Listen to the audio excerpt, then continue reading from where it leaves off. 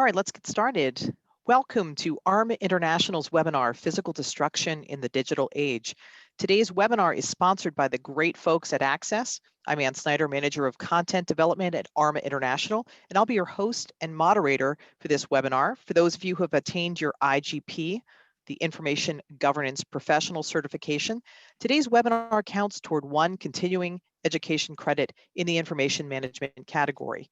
If you have questions during the webinar, feel free to ask in the Q&A box. We're unlikely to get to all the questions, but we'll respond to any remaining questions received after the webinar has concluded. Before we get started, I have a few housekeeping items I need to take care of. First is ARMA Professional Membership. If you haven't checked out your membership benefits lately, we are excited to offer online and virtual opportunities to connect and get resourced through your membership. If you aren't an ARMA professional member, as you can see, there are a lot of resources to take advantage of, and it's an affordable way to get resourced as an information professional. More information about ARMA professional membership and getting started can be found on our website at arma.org. Today, I am joined by subject matter expert Andrew Garner, who is the Director of Secure Shredding from our partner Access, the sponsors of this webinar. And I'll turn it over to Andrew for a moment to introduce you to himself and to tell you a little bit about what his day-to-day looks like, as well as introduce you to Access. Over to you, Andrew.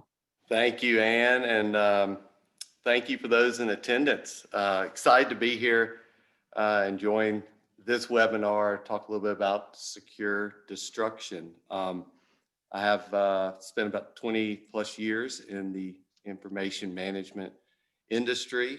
Started as a small owner operator of a hard copy storage and shredding business, and then came to Access in 2011, where I'm now the Director of Secure Shredding at Access. So I think I have a unique perspective, a lot of direct experience with working with customers, clients to develop and advise on best practices, both through the RIM cycle, but certainly with respect to today's webinar with secure destruction. When I came into Access, it's a bit of a steep learning curve. Again, we focused as a small independent business on hard copy storage and shredding. That was our focus. But with Access and the services we provide, as the slide shows, information governance, sort of cradle to grave with information management. Obviously, the document storage piece, but also the digitization of records, conversion services, and then applying secure accessibility to those records, both digital format and hard copy. And then as for today's webinar, that last piece, which is near and dear to my heart, the secure shredding and the destruction side of the business. So again, excited to be here, share some best practices around our destruction business, what we're seeing in the industry, and maybe help some folks with managing that information and reducing their risk, and learn a little something myself. So glad to be here and look forward to it. Well, it's great to have you here, and thank you so much for that introduction. So let's just turn right now to the agenda, dig into this. So today we're going to talk about what we mean by physical destruction. And when we're in a digital age, our focus here is going to be predominantly on paper, but there are for lack of a better term, other types of physical artifacts that organizations create that also need to be addressed. And we'll talk about those a little. There are two parts to the challenge, especially if you're talking about documents. There's managing your actual inventory of documents, and that's making sure that you're managing them according to your records retention schedule. And then there's managing the destruction process itself, either for those documents that are part of your existing inventory, as well as ones that are created day to day, those sort of ongoing convenience copies and other things. And then we're going to take a quick look into a destruction facility. We'll actually have a video of that. We'll turn next to approaches to shredding, taking a shred everything approach versus having employees sort information out, making the determination offsite versus onsite, scheduled versus on demand. And then we'll look at some opportunities to clean up your paper so that you're not moving it with you as you're transferring information from one location to another. And then we'll finally conclude with just opening it up to questions. If you have any questions for Andrew, and hopefully we'll get to most of those. If not, as said before, we'll we'll get to those after the webinar. We'll respond to everything in turn. So, of course, much of what we do today is digital, and sometimes it makes us forget about the huge amount of paper that we continue to generate today, including the those convenience copies as well as other actual record copies, or forget about our inventory of documents. And again, I mentioned these other physical artifacts that organizations create all the time, and Andrew's going to touch on those just in a second. And of course, failure to appropriately and timely dispose of these, as with your electronic records, exposes organizations to risk as well. Andrew, can you lead us off just by telling us what we mean by physical destruction as opposed to digital destruction, why it's important, and what kinds of things we're covering in that area? Yeah. Physical destruction, may be simpler to reference it this way. What is not just physical destruction? Mm-hmm. And that is, degaussing or erasure technologies for hard drives, solid state devices. So what we're focusing on is, as the name implies, literally reducing material or physical assets to a particle size such that there's reasonable assurance that it could not be reconstructed. Mm-hmm. So largely, think of paper, reducing that to a particle size that you have reasonable assurance it will not be reconstructed. So again, to reduce the risk, this is done through specialized equipment, mm-hmm. and then taking that reduced material and recycling it appropriately. Mm-hmm. And what kinds of things are covered in that area? So you talked about what it's not. So we're not talking about the deletion of an electronic file, and specifically, we're also not just talking about wiping things, the degaussing, but talking about the physical destruction. What kinds of things? So we obviously think about paper predominantly, sure, but there are other kinds of specialized scenarios that people might not be thinking about. Yeah, absolutely. So the majority is paper. That's certainly the biggest or heaviest volume we see. But as you have listed there, hard drives, tapes, all that can be physically destroyed. Mm-hmm. X-rays, then you get into tissue blocks, slides, pill bottles, and then other items that really sort of get outside of what is traditionally stored and comes to mind. But things such as manufacture samples, prototypes, mm-hmm. Costumes and uniforms that are very brand specific that we don't want going out into the marketplace, overprinting of Super Bowl champions. Oops, they didn't win the Super Bowl, so let's destroy all of them. Mm-hmm. Courtroom exhibits, legal exhibits certainly come into play. Anything that's a physical asset that has value and has a confidential nature, mm-hmm. Needs to be considered for destruction. Mm-hmm. And I'm seeing a number of just controlling your IP here as well, making sure that that's not going out. Those costumes, those unique uniforms, just even for security reasons, things like that as well. I just want to raise the point that's going to come up a couple times, I think, in this discussion, is that this is not just an operations task. This isn't just about getting rid of the trash, taking out the garbage. This is a combined IG and operations effort. You need to make sure that you're disposing of these artifacts, this paper, consistent with your policy, consistent with your records retention schedule. So we started in the in the agenda mentioning this is there are two parts to addressing this challenge. The first is managing the inventory of documents. You might think of this as the long-term management of information, making sure it's being managed according to your records retention schedule, and then managing the destruction process itself, either of those records in that long-term inventory that are eligible for destruction, or these ongoing created materials, the convenience copies and things like that get created daily in your organization. Andrew, the first part of that again is about getting your program set up really at a high level, because we're going to dig into each of these in turn. Can you tell us what that entails? Yeah, sure. I mean, you have paper records, no doubt. Everyone has hard copy documents. They have information, whether you think you do or not. They're in your organization. So, having that retention schedule is the first step. Identifying what you have, and then having that records retention disposal schedule so that you can build out the processes downstream. So it's a simpler process to destroy inventory.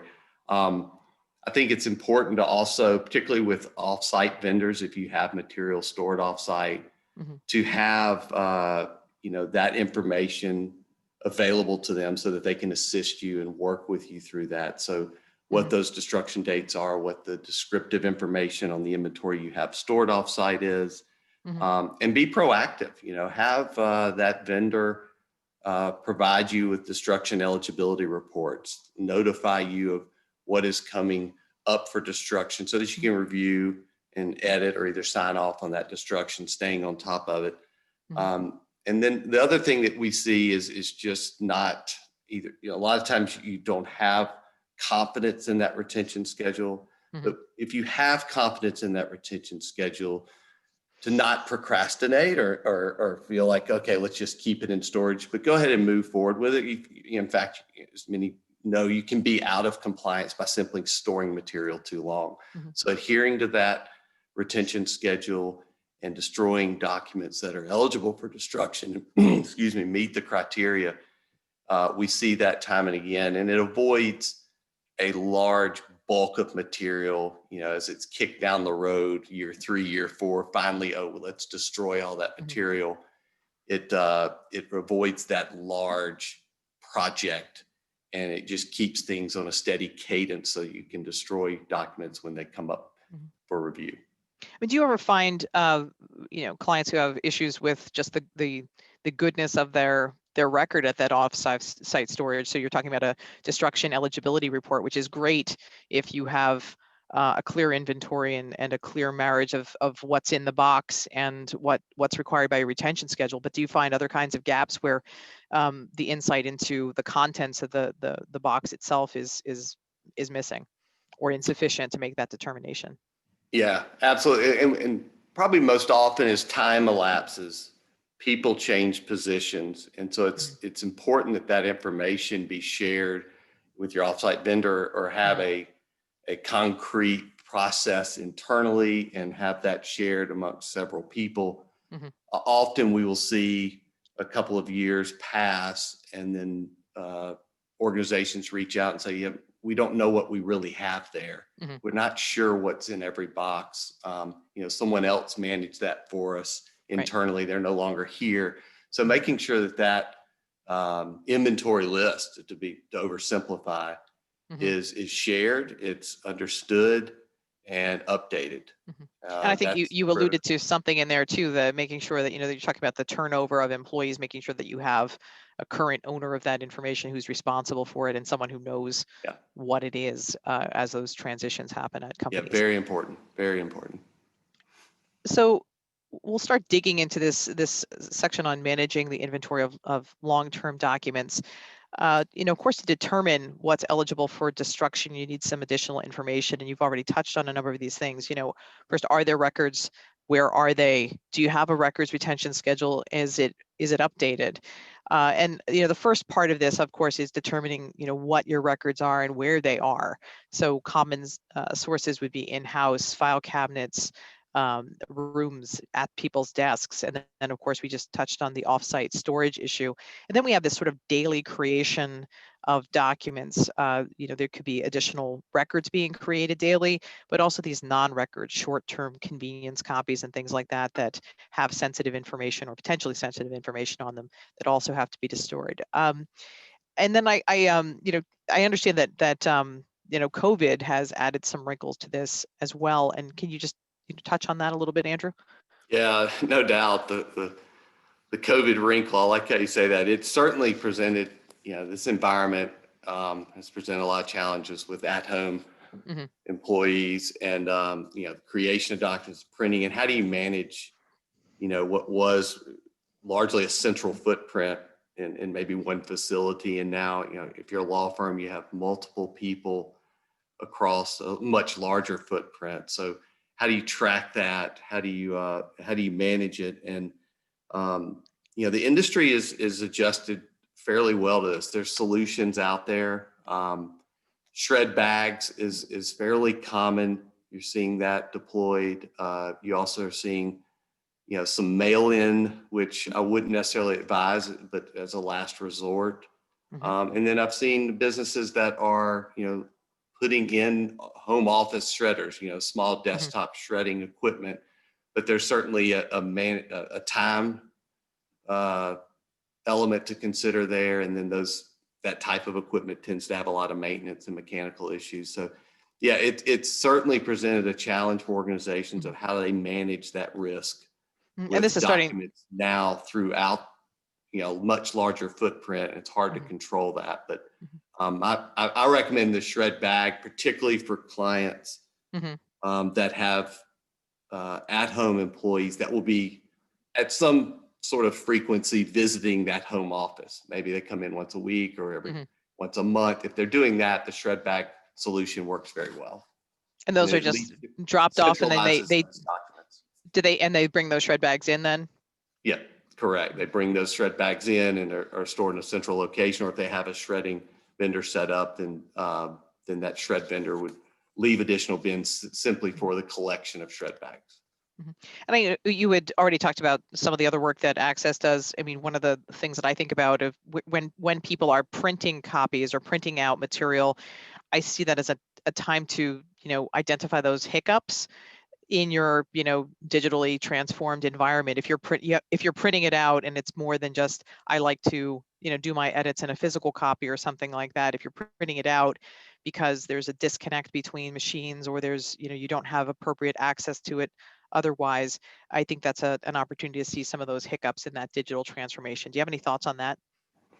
No, absolutely. I think, the first step is, those convenience copies and I'm guilty of it, but now working from home, I'm printing far less. So I think first is, you stop and sort of, does this really need to be printed? You're just reducing what needs to be destroyed downstream as step one.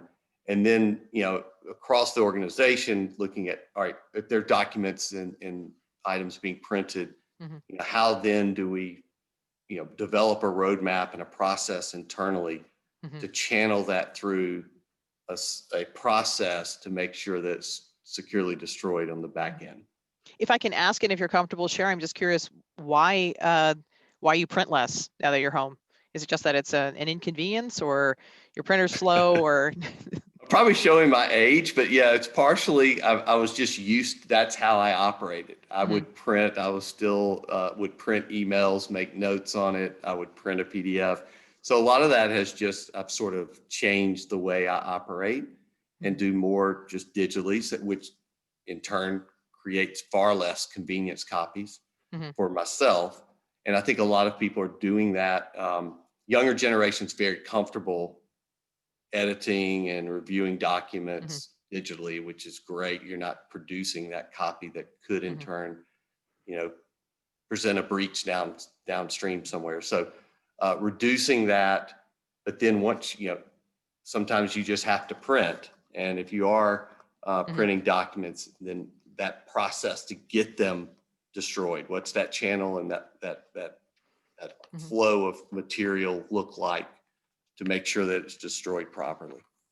So, okay, so we need to find out where all this paper is. We need to find out where these long-term documents are, as well as where these, ephemeral, these convenience copies are being created. How do you get started in figuring that out? Yeah, well, I think even when we would talk to clients before the COVID virus, it was, doing an interview, understanding where their documents sit. Sometimes that is digging in several levels. Where are the documents being created? Are they being printed? Are they coming through the mail room? Are they coming through your customers? And dependent on the industry and how that information is coming into the organization, recognizing how valuable it is to the organization. Does this need to be stored? What's the retention on this? And putting it in its appropriate category. So again, kind of, you touched on it with the marriage of IG and operations, right? It's two-part, right? You have to have the system, the channels in place to take in the material, whether it's printed from your desktop at home or whether it's coming in the mailroom, but to know where that material is, how it needs to be flowed through your organization and stored appropriately and or destroyed. And I have to emphasize too that this map, this data map or information map is not just for an isolated project. It's not just for this kind of effort, making sure you're destroying according to your records retention schedule. It's you need to have a similar kind of map in your digital ecosystem as well, and you need to have that updated all the time to prepare you for other uses of information like e-discovery and just even business use of information. So don't wait on that for a physical cleanup project.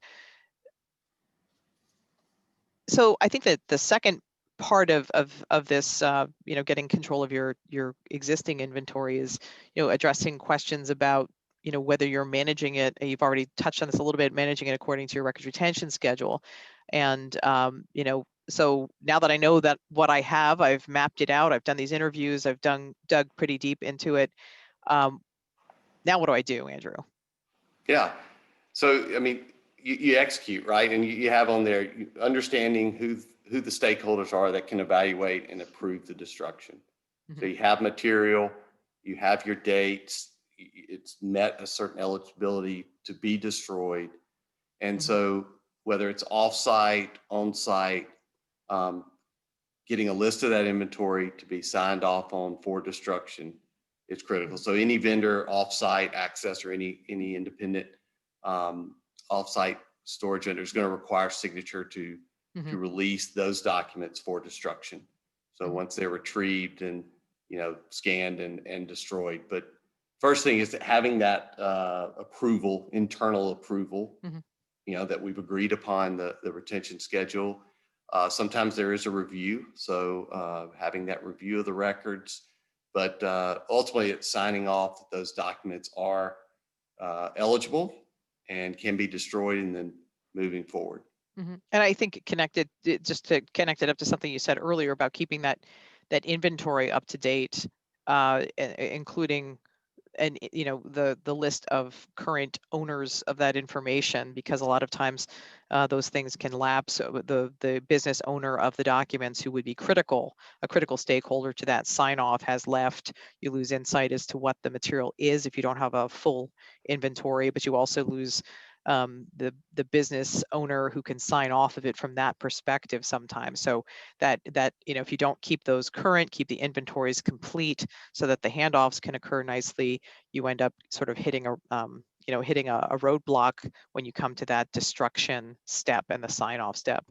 And I'll add, and that roadblock is usually expensive, right? I mean, that's a reality is, if time passes and the information or the data behind what's in those boxes that might be in an offsite vendor, and we see this a lot, if that data isn't shared, if we don't have, client doesn't have it, and it's not uncommon to have, okay, we need to pull 500 boxes. We need to have one of our team members come offsite and spend several days going through inventory, and it's very labor intensive for our customer, and it's very expensive for the customer to retrieve and then rebox and then destroy. So it's always best to get that data accurate on the front end, take the time, put in the retention schedules. Sometimes that means segregating the material you have. You think about medical clients, maybe you pull out patients that are minors and put those in another set of boxes with a different retention schedule than your older patients. But there's a lot of, depending on the industry, a lot of again, getting into kind of information governance, but setting that up and putting it kind of on cruise control is the perfect scenario, so that you don't find yourself having a big expense and a headache just to get material destroyed. And this is one of those things, like just preparing up front for the known eventualities. People, like, we do have turnover, we do have attrition, and making sure that those inventories are complete. that everything is handed over appropriately, because just the costs of pulling back 500 documents or 500 boxes and then digging through them and doing you know a full inspection is just incredible. So the other thing you just also mentioned, sort of a precursor to any of this, is making sure that you're not just making sure that it's you're destroying according to your records retention schedule. There might be some preliminary issues. Do you have one? Is it up to date? Making sure that it's current is sort of mission critical, because again, we've talked about this marriage between the operations part, the execution part of it, getting rid of the documents, as well as the making sure your IG house is in order as well.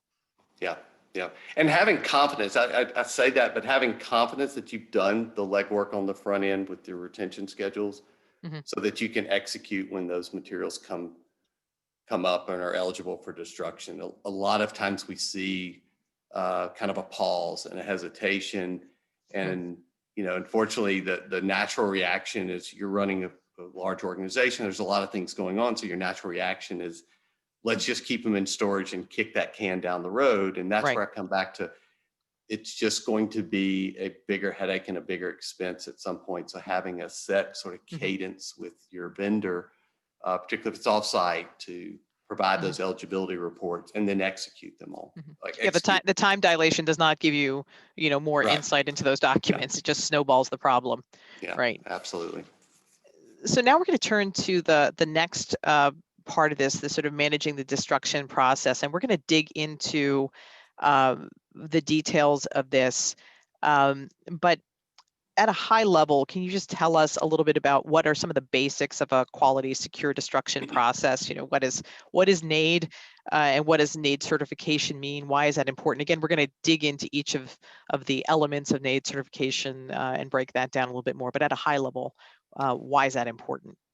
Yeah, and so this is obviously destruction through a third-party vendor. And if you're using a third-party vendor, I would highly recommend that they be Nade AAA certified. So Nade is our governing body, if you will, over the destruction industry, and they advocate for best practices, conduct audits, and sort of set the guidelines for our industry.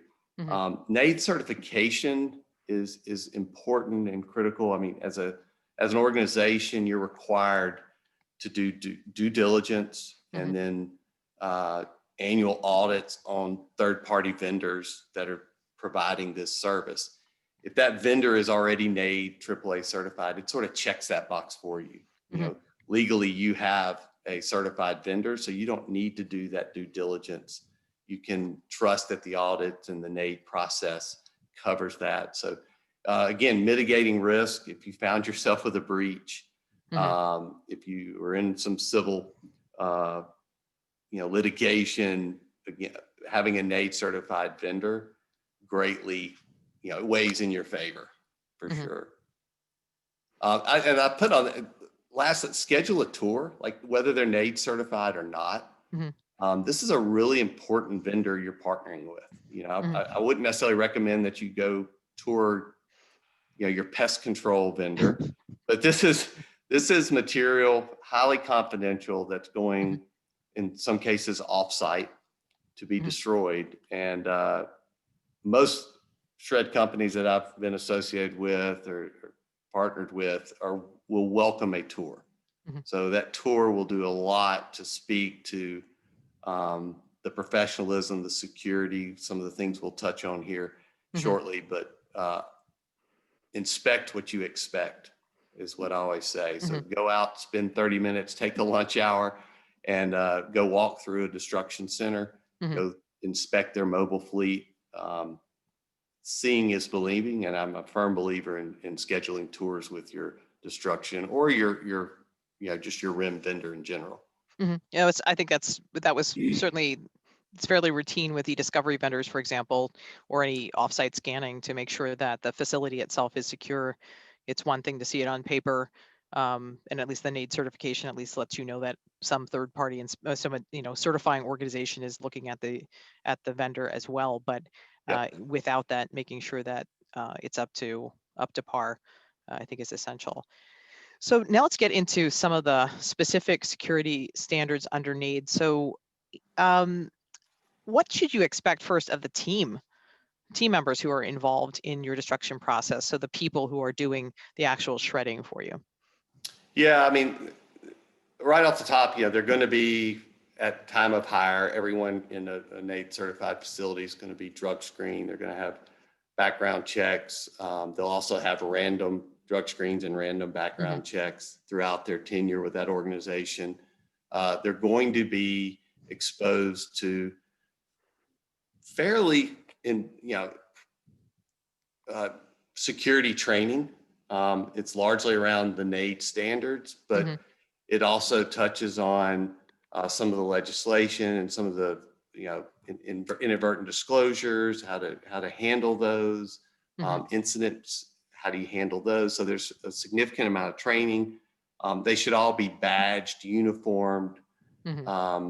That's critical. And then they should also be only in that destruction center. And I say that, who has access to that material, right? If you think about it from a risk standpoint, is critical. So who can get into that facility? And even if they're, at access, for instance, they may work in the destruction center. Well, next door, we may have a scanning operation. Those individuals in that scanning operation cannot go into the destruction center.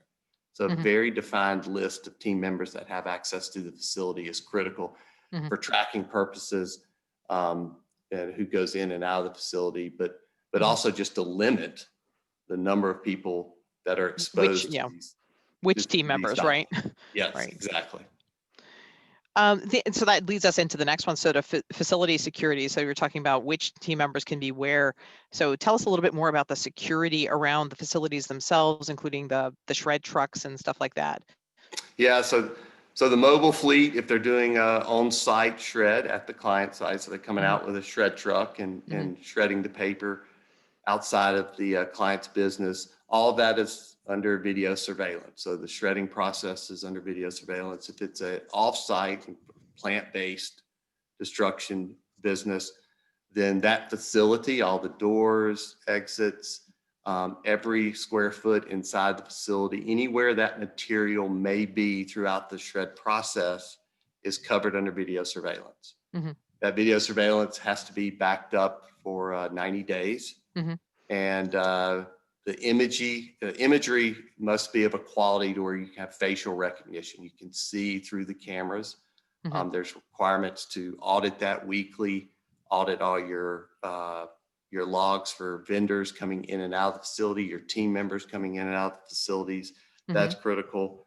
And then the equipment itself is getting into the weeds a bit, but the actual particle size, that's, when we host tours, the most common question, they'll see the cameras, they'll say, okay, that's checked.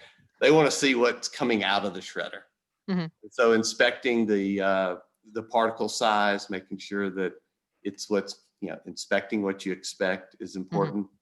But the facility standards around Nade certification are fairly significant. In fact, it's probably one of the reasons some companies don't go for Nade certified. There's a fee to be Nade certified, right? You have to apply, but also the physical requirements and the investment in the video surveillance, the backup of that, the security around the entrance and exit doors, all of that starts to cost a little bit. And so, but you need it. You need that, and that's what you should be expecting. I just something that I just wanted to allude to. You can see on the screen here, the background is a shredded document, and when we were looking through the slides, I couldn't find any that were sufficiently small or cross shredded. Do you have any comments on the shred imagery in the background of my slides here, Andrew? That's pretty good shredding right there. This one might be good. Really there was one that says confidential, and you can still read the words confidential on it.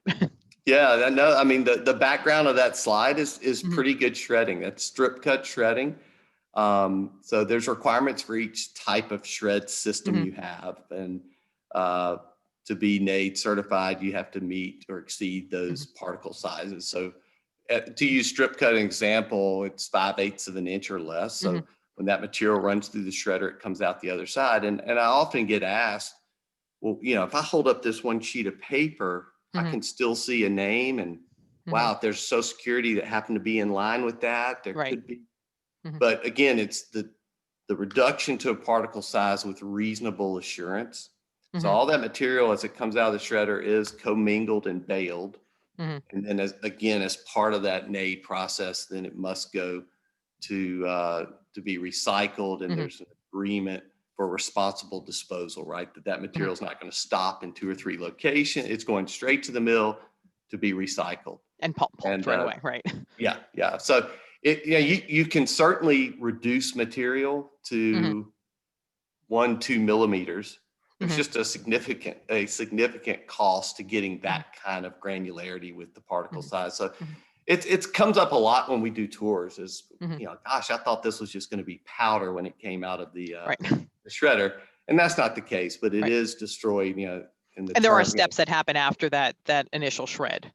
Right. Correct. That take it to track it all the way to destruction, the recycle right? mill. Correct. And of course, an example that comes to mind is something like microfilm or something like that would have to be a smaller particle size, right? So because there's more information per square inch and so on. Yeah, so thanks for clarifying that. I was referencing paper, so microfilm, other media, those those list of items, other items outside of non-paper items. There are different requirements for each of those. So if you have microfilm, microfiche, there's a different requirement for that. So let's move to this next bullet point here. So, there are some parameters also on the shred workflow, including time parameters. So I would think of this in terms of chain of custody, but can you just talk about this and what you mean by this, and sort of what those time parameters and things like that are? Yeah. And time parameters are huge. Making sure that material that we pick up for destruction, whether that's a bin console or a pallet of boxes, the aging of that inventory, is critical. It cannot exceed certain time parameters once it's in our facility. Once we pick it up, the time of service. So what and you happens get a is a point in time, like a date service when you pick it up, and then it's from that point that the time that's the clock right. starts The clock ticking. is ticking. Absolutely. So when we come, if we go pick up a pallet of boxes to be destroyed, it's time date stamped and scanned with the handhelds. And so when that material, that starts our clock, and then we're held to certain time parameters of when that material must be destroyed. And so a contingency plan comes into play, and any destruction center that says they're never down is not telling you the truth. Destruction equipment goes through a lot in its daily 8-hour shift. So it does break. There are times when the machines will be down. And so having a contingency plan, having a backup partner, in some cases it may be a mobile truck, in some cases it may be another Nade certified vendor, but having that process in place so that you can adhere to those time parameters is critical. And what happens if it breaks? What happens if you can't destroy it within that within the required timeline? And then unfortunately that happens. That does happen. And we must communicate to the client that this has happened, whatever the incident may be, or our equipment is down. We still must follow that contingency plan and have it destroyed. But if we're outside those time parameters, technically it's a non-Nade certified service. So then we reach out to the client and say, for these work orders or for this batch of work we did, this is not Nade certified. Now it's in adherence to Nade standards, but because it exceeded that time frame, we must speak to it. And before we turn to the video quickly, just a certificate of destruction. This is the thing that comes up. So you would also be issued not just a receipt, a certificate of receipt, but also a certificate that the material was destroyed. And why is that? Why do you need that? Why is that important? Yeah, it's critical. It speaks to the steps you've taken as an organization to make sure your material is destroyed properly, simply put. Okay. Just about any shred vendor is going to provide you a certificate of destruction. But I think again, going back to that Nade certification, when you have Nade AAA certified stamped on that certificate, it just gives it more weight. It gives it a lot more weight. I mean, we could go to Microsoft Word and in 15 minutes print a certificate of destruction. Mm-hmm. But how much assurance is that really giving you, the client, that that material is processed appropriately? So that Nade AAA certification stamp is on certificates of destruction for those businesses that are certified, and it's critical. And yes, it's applied for each service, speaks to what specifically was picked up, the volumes, and the time and date it was picked up. Okay. All right, let's turn quickly to this video. And let me get this All right, we got a video. All right, let's hope this works, okay? Let's see.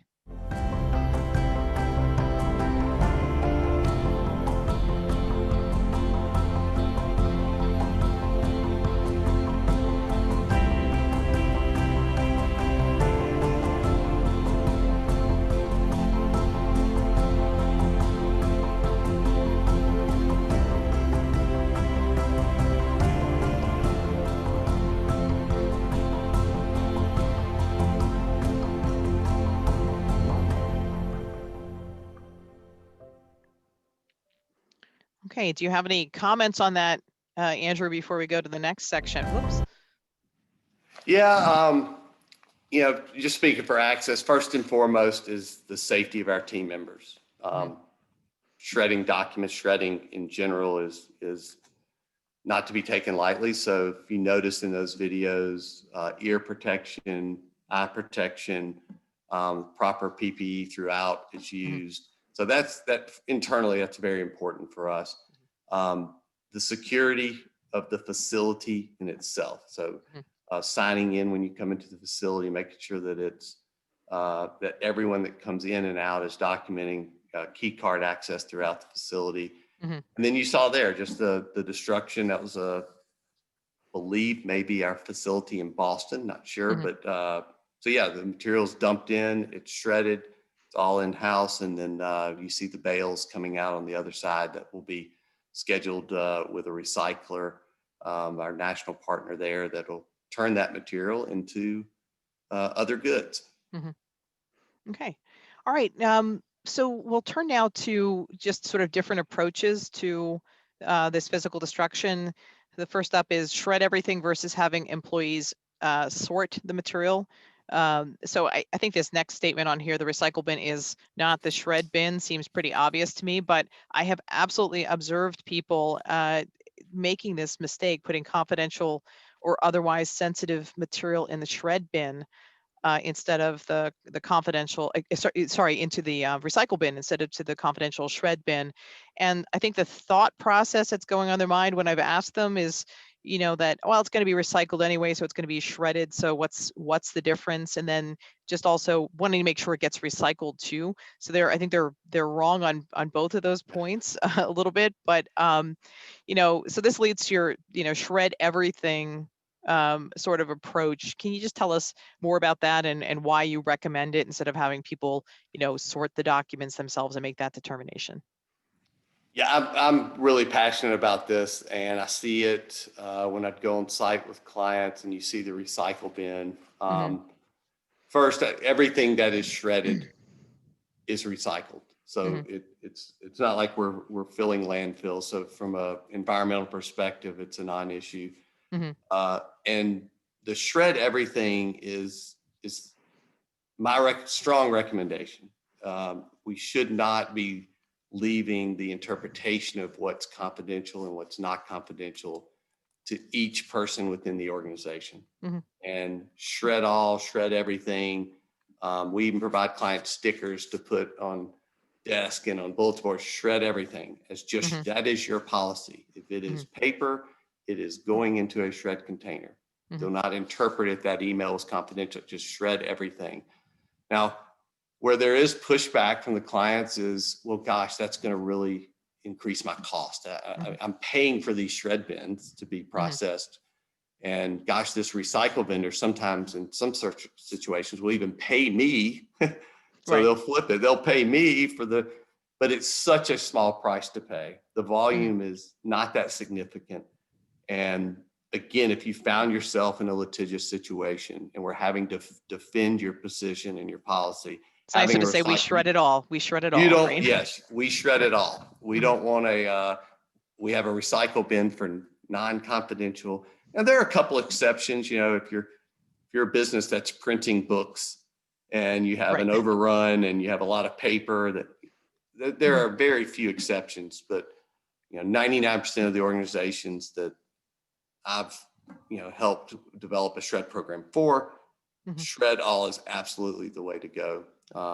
It's critical to just take that off of the team. It's simple, it's easy to implement, easy to execute on, and is my strong recommendation. In fact, anything from this webinar, I would say shred everything. I think that it sort of begs the question again, you know, separate from those unusual circumstances, like you're printing books or something like that, where that's an exception to this shred everything, you know, secure shred everything. If people are printing out this massive volume of paper, such that it's you know that you're at a toss up of whether or not you should use secure shred versus, you know, the recycling, then I think you have to ask your employees the question, why are you printing so much? What's happening there? Is there, again, sort of, is there a hiccup in your digital environment that needs to be corrected, or is somebody just, you know, unnecessarily and inappropriately printing? Because that anytime you know, create that physical instantiation, if it's of something that is sensitive, you are potentially exposing the organization to risk if that's not disposed of correctly. So can you just talk a little bit about, you know, just types of shred containers, you know, just this is just making sure that, you know, that we're going to talk a little bit about the offsite, the offsite and onsite, and also the scheduling, but just, you know, what options exist for people. You talked about the, you know, just a little bit the COVID bags and things like that, just to Yeah. make this a more convenient and, you know, I think we all have the image of these very large shred bins, you know, over by the copy machine, but tell us about some of the other options that are available as well. Yeah, no, that's right. It's really, you know, we try to be mindful of just the office aesthetics. You know, you don't, shred bins are, you know, very similar to what, you know, your local municipality may do garbage Right. collection in. So they're Right. sort of viewed as An ugly kind of, yeah. a big trash can in your office. So Mhm. there are also consoles, you know, that can fit in offices. There's under desk, you know, so if you want each employee to have their own small personal shred bin, which is not much more than like a standard office box. Shred bags are great. They're paper bags that can be distributed and mailed out easily. And they hold, you know, anywhere from 10 to 12 pounds of paper. So they're a good solution for the COVID wrinkle. But yeah, right sizing the appropriate bins and or consoles for a business is important, because you want it to look nice, you want it to blend in with the office and be very functional as well. And convenient. So I mean, Yeah. I think one of the reasons why people stick stuff in their, you know, or places I've worked where people stick stuff in the recycle bin is because we all had a recycle bin at our desks in some of those circumstances, but the shred bin, the secure shred bin, was all the way across That's right. the floor. So you know, people stick things there. I'll get to it later, and it doesn't happen, or, you know, it doesn't matter because they're not understanding the difference between those approaches. So let's move now to another option here, which is offsite versus on-site shredding. You know, of course, this actually comes up again too in other scenarios like scanning and digitization projects. And I think what people are thinking of here is the security of the documents. So I don't want to let it go off site to be shredded, because what happens when I hand off those documents is very sensitive material to someone else. And some of that is, of course, being addressed by this secure destruction process, the certified destruction process that we're talking about. So can you just tell us a little bit about the pros and cons of the different approaches and sort of some of the trends that you're seeing in the industry? Yeah. So first, the pros and cons. For on-site, the pros are you can witness the destruction. And to me, that's really the only pro. I mean, and it's a big one. I'm not discounting it at all. And there are records and there may be information that you have in your organization that absolutely you want to witness that material being destroyed. And as a convenience, you want to witness it at your site. The cons for mobile, there's an environmental impact. Those trucks burn a lot of diesel fuel. Mhm. not only while they're running the route, but also while they're shredding. Mhm. Um, Offsite plants, shred plants, typically are more robust. They have a little more muscle in the equipment and can Mhm. process things more efficiently, Mhm. which typically, not always, but typically leads to a lower price for the customer. Mhm. So offsite's generally less expensive, Mhm. but the advantages of offsite, and I think you're seeing the trend in the industry, more and more companies are moving to offsite, is is the mobile trucks. There's a maintenance component to them, but Mhm. again, if you're not witnessing the destruction, Right. I would leave you with this: if you're not witnessing that destruction, and you're not having someone in your organization physically go out there and watch the material in the camera, Mhm. not watch it through the office window, but physically in the parking lot watching it, then Kind of what's your point, right? you should absolutely move to offsite. Mhm. Mhm. If you are, and that's a you know Mhm. a requirement, um, I'm not going to push back against that. I Mhm. think mobile has a lot of value, Mhm. but if you're not witnessing it, Mhm. then you shouldn't be paying for it. Mhm.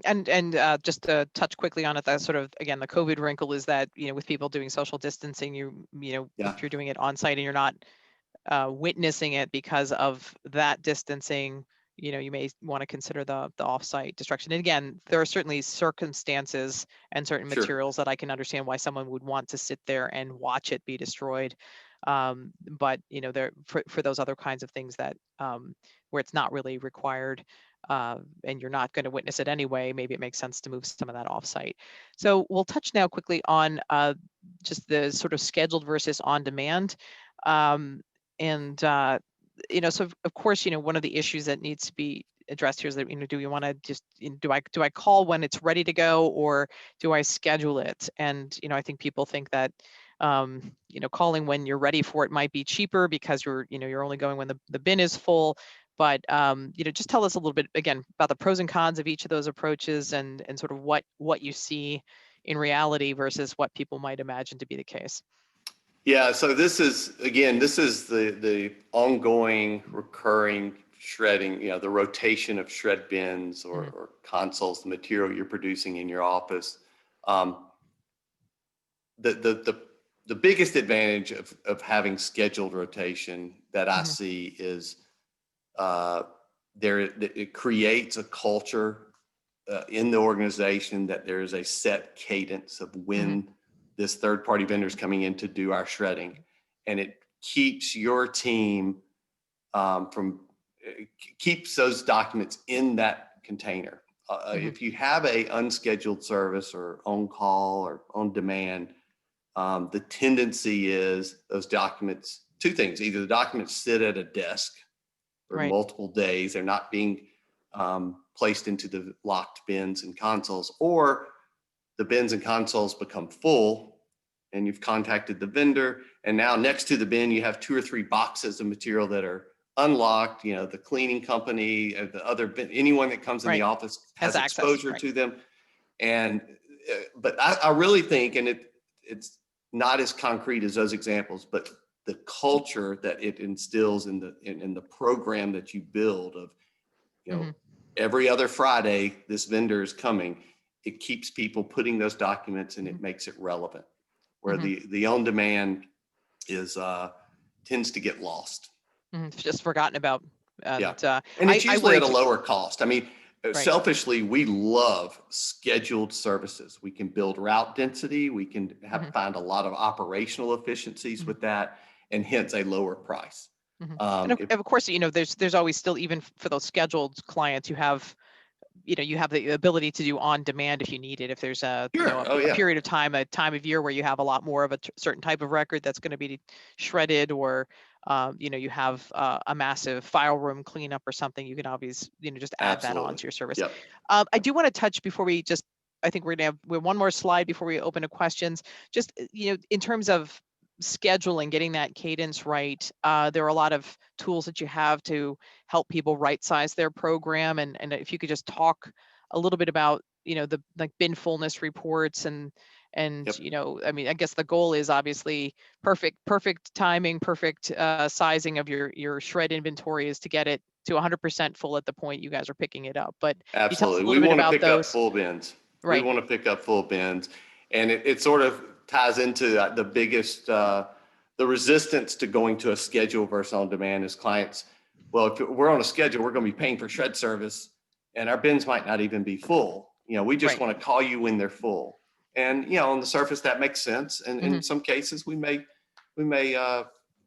provide that on demand at a higher rate, of course, because it's not scheduled. But the reporting that I would ask of my vendor would be bin fullness reports. Well, first, shred container inventory. What do I have on site? And then what are the average fullness levels of those containers over, say, the last 90 days? And so what that sort of points to is this bin is always overflowing. This bin's empty. So maybe we need to get a larger bin and to cover the overflow here and reduce this bin size down and just right size. It's right sizing the shred units, bins and consoles you have on site so that when we hit that every other Friday rotation, that we're picking up full bins. That's the goal. It's beneficial to us and certainly beneficial to the client.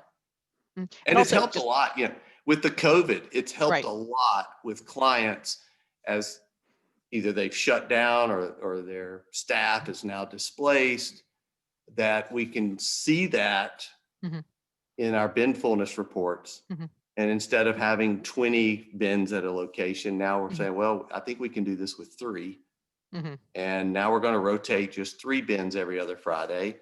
And as they start to ramp back up and people maybe come back to the office, we'll add more bins. But the scheduled is and right sizing the bins on that schedule is critical.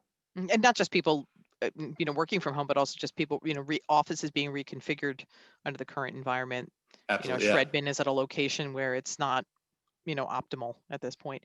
Would you touch for just a second on green reports and what that is, and then we'll move to the next section and open up for questions.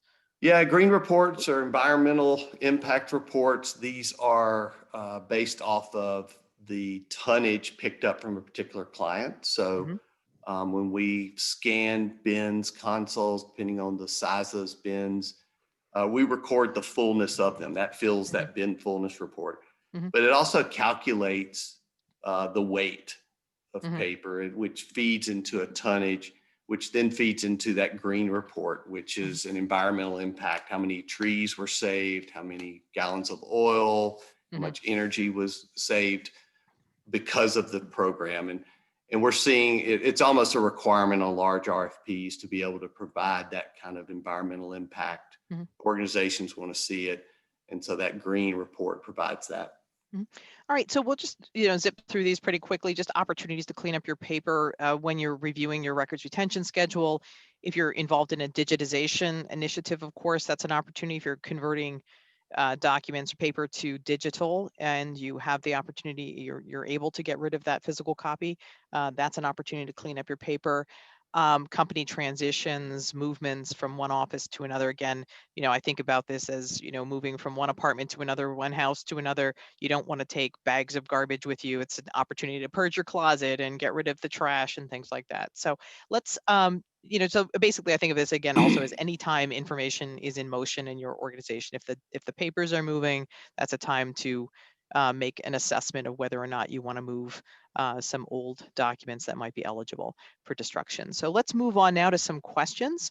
Let me see what we have here in the chat. Okay, so, all right, so here's the first one. If you are doing a paper purge project where your intention is to scan pertinent and required documents, is it necessary to maintain documentation that the purge occurred? And what would you do to maintain that log? Yeah, we see this a lot, particularly with medical. So you have, inventory that's retrieved. And if I'm understanding the question correctly, some is going to be retained, others is going to be destroyed. That which is retained is scanned back into an in status. That is going to be destroyed is scanned to a destruction status. So whether it's, for medical open shelf filing or if it's boxed records, yeah, you would want to have that one, the scanning of the retrieval of those items, assuming it's offsite. If it's on site, then you would want to, again, scan in those two buckets with destruction. So you want to capture that time date when it's going to be start that time clock, that we mentioned with those parameters for the destruction side. And then the other side of storage is when it was scanned back into storage. And I would say also, just as a general matter, anytime you're making a decision to delete, it's always a good idea, or a decision to not save something for some reason, it's always good to have a contemporaneous record of that and the thought that went behind that decision, as well as those sign-offs as are appropriate under your policy. So certainly contemporaneous records are essential. So let me see the next one here. Do companies that use their own system, we'll run over a few minutes, but I think we have a bunch of questions, so this is going to have to be taken into overtime, Andrew. So what we'll do, if Andrew's amenable to this, is we'll do a recorded session of those and send them out to people after this webinar. So do companies that use their own systems to maintain destruction eligibility rather than rely on vendors tend to over-retain their information? I don't know if you'd have, I don't know a definitive answer. I have a guess that they may, because they're probably not getting a destruction eligibility report. But if you're not, you wouldn't be seeing these probably, Andrew. So yeah, I think it's really just the environment of the organization. Whether I think some are very attentive to it, whether it's offsite, on-site. I think what comes to mind is offsite, you're paying for storage. So that may trigger a more proactive approach to reduce your storage bill and what you have stored. But yeah, I think it's really more with the organization and how proactive they are in executing that. Just take one or two more of these and then we'll wrap it up. So as you mentioned, people in the organization change. How do you convince staff to get rid of documents, or get rid of records when the retention is fulfilled?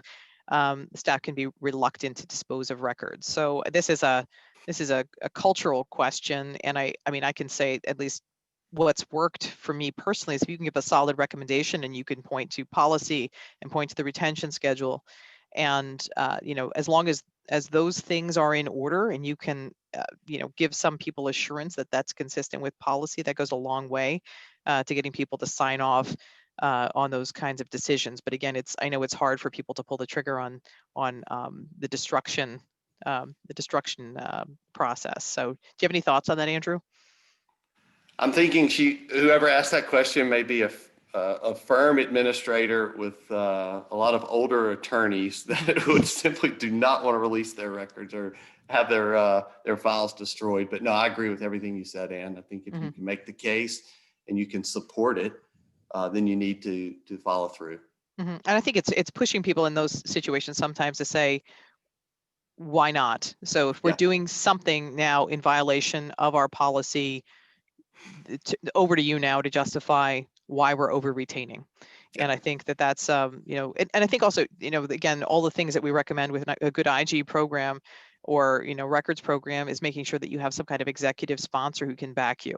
And if you can get legal backing on this as well, I think that goes a long way. I think people mostly are afraid of deleting because they don't want to get in trouble for doing that. If you can show them that there's policy backing, there's the records retention schedule says X, and you can show them that that's not going to be a problem if they actually do this, and give them some reassurances, they're usually willing to take the step. But it's that people are concerned, and a lot of those concerns arise when they don't know what those documents are. So if you're asking that the current business owner of something to delete it and it's a record from somebody else and they don't know what it is, I think that doesn't give them a whole lot of confidence. So making sure those inventories are accurate and that the handoff is complete when people transition out of an organization can go a long way to making those steps easier too. I am going to wrap this up for now because we are out of time, and we'll go back to answering these questions in a separate session. So I just want to thank Access for sponsoring today's webinar, Physical Destruction in Digital Age, and to personally thank Andrew for being here. and sharing his knowledge. Our next webinar will be announced very soon, so keep your eyes on your inbox. Before we close, I'd like to remind you to become an ARMA professional member and just take the time to invest in yourself. ARMA has an array of resources available to you, including white papers, training, articles in our magazine, and much more, webinars like this. On behalf of our speakers, the wonderful folks at Access who give their time and money to sponsor programming like this webinar, and all of us at ARMA International, I want to thank you for joining us for today's webinar and wish you the best in all of your information endeavors. And stay safe and stay well. Thank you so much, Andrew. Thank you.